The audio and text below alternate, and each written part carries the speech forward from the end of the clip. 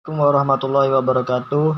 Innal hamdalillah nahmadu wa nasta'inu wa nastaghfiru wa na'udzu billahi min shururi anfusina wa min sayyiati a'malina may yahdihillahu fala mudhillalah wa may yudlilhu fala hadiyalah. Amma ba'du. Sebelumnya perkenalkan, nama saya Muhammad Fauzan Ilmani dengan NIM 20113167 jurusan Hukum Ekonomi Syariah kelas D semester 4. Baiklah, saya di sini akan membuat video learning journal selama pembelajaran kami selama 1 semester mata kuliah Peradilan Agama. Sebelumnya terima kasih banyak kepada dosen pembimbing, dosen pengampu kami, Bu Fitratus Saada yang telah membimbing kami dengan penuh kesabaran selama 1 semester ini. Semoga beliau diberikan kesehatan, dilancarkan rezekinya, dan serta dilindungi oleh Allah Subhanahu wa Ta'ala. Baiklah, langsung saja. Selama pembelajaran 1 semester ini, mungkin kita di sini udah merasakan 2 tahun ini semua kegiatan perkuliahan dilakukan secara daring yang dalam pelaksanaannya terdapat kekurangan maupun kelebihan. Nah, mungkin dari kelebihannya itu yang paling terasa ialah bisa melakukan kuliah sambil mencuri-curi waktu dengan aktivitas lain seperti bekerja. Tapi tentu saja mereka harus menerima konsekuensinya, yakni bisa pintar-pintar membagi waktu untuk menyelesaikan tugas-tugas yang ada. Walaupun memang sekarang ini sebagian mahasiswa seakan-akan sudah terbiasa bahkan nyaman dengan kuliah daring. Tapi tetap saja gitu, rasanya sangat bosan bila terlalu lama melakukan segala sesuatu di rumah saja. Nah, mungkin dengan tahun depan maupun semester depan kuliah offline ataupun tatap muka akan selalu menjadi pilihan yang tepat, karena dari segi penyampaian materi kuliah pun lebih mudah dipahami tanpa adanya gangguan lain seperti saat kuliah online. Sementara itu, problem yang paling sering dihadapi di saat kuliah online daring ini ialah sinyal yang tidak stabil, tidak memiliki kuota yang cukup banyak, atau rasa mengantuk yang seringkali menghampiri. Semoga saja perkuliahan online maupun offline ini memang jelas memiliki kekurangan dan kelebihannya masing-masing.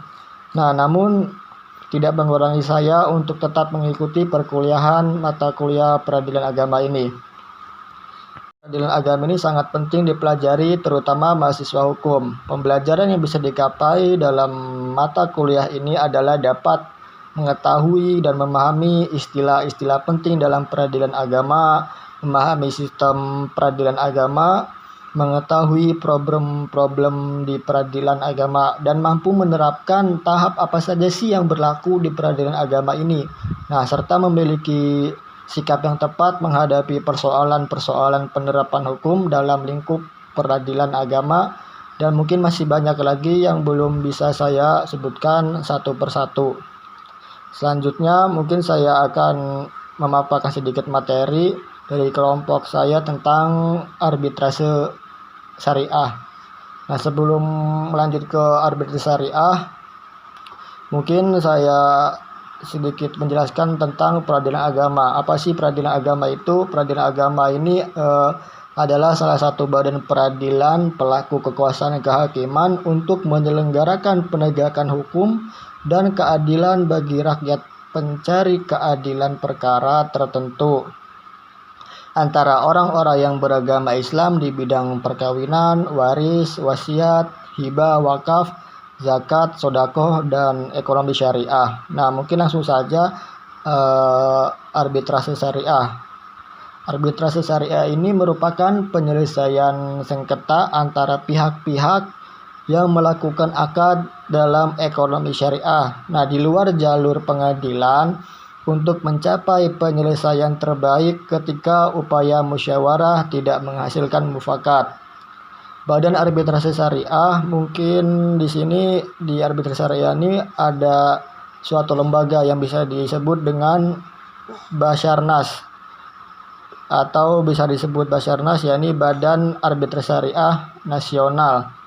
Apa sih Basarnas ini? Basarnas ini sebagai salah satu lembaga yang menawarkan jasa arbitrase untuk sektor bisnis ekonomi Islam atau bisnis yang berbasis syariah. Dan Basarnas ini juga bertujuan untuk menyelesaikan perselisihan atau sengketa keperdataan dengan prinsip mengutamakan perdamaian atau islah. Dan selanjutnya lingkup kewenangan Basarnas ini meliputi 2 kewenangan. Yang pertama, menyelesaikan secara adil dan cepat sengketa muamalah perdata yang timbul dalam bidang perdagangan, keuangan, industri, serta jasa dan lain-lain yang menurut hukum dan peraturan perundang-undangan dikuasai sepenuhnya oleh pihak yang bersengketa. Dan yang kedua, kewenangannya yakni memberikan pendapat yang mengikat atas permintaan para pihak tanpa adanya suatu sengketa mengenai persoalan berkenaan dengan suatu perjanjian. Mungkin kurang lebihnya mohon maaf. Itu saja yang bisa saya sampaikan. Bila ada perkataan atau perbuatan yang kurang enak di hati, mohon dimaafkan. Wallahu muwaffiq bil aqwamit thoriq. Wassalamualaikum warahmatullahi wabarakatuh.